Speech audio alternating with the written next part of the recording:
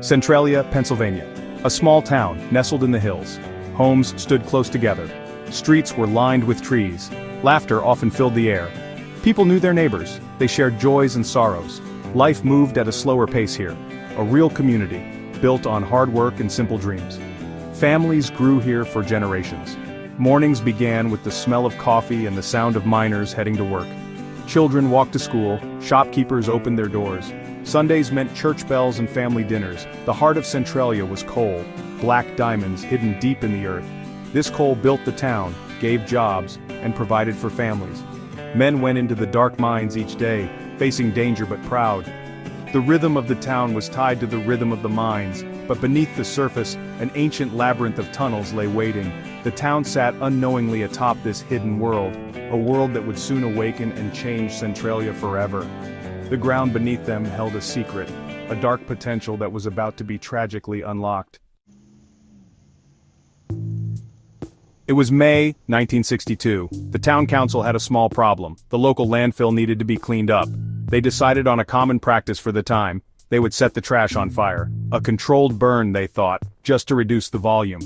Little did they know, this small fire would ignite a catastrophe. The fire was lit. Firefighters were on hand. They thought they had put it out completely. But the fire was deceptive. It had found a way. An unsealed opening. A passage into an old abandoned coal mine pit. It reached the rich veins of anthracite coal. Coal that burned hot and long. The fire had found its fuel.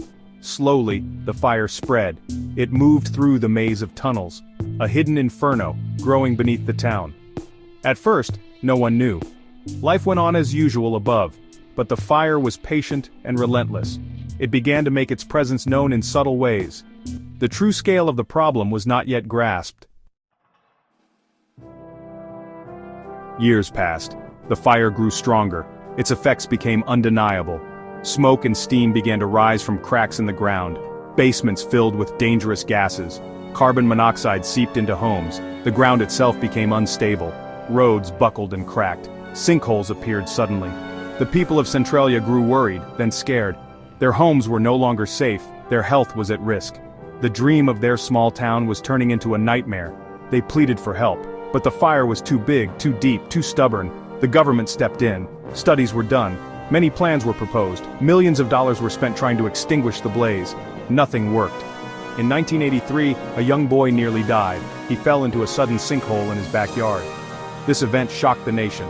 Finally, a hard decision was made. The town could not be saved. Not everyone left. A handful of residents refused. They loved their town. They could not imagine living anywhere else. They fought to stay. Despite the dangers, despite the loneliness, they held on. Their homes became islands in a sea of abandoned properties. They watched as their town disappeared around them. Houses were demolished. Streets became overgrown. Nature began to reclaim what was once a bustling community. Today, Centralia is a ghost town. Empty streets, vacant lots where homes once stood. Warning signs about the underground fire, the infamous graffiti highway, a stretch of abandoned Route 61. The ground is still warm in places. Smoke still curls from the earth on cold days. The fire continues to burn. Centralia remains a haunting place, a scar on the landscape.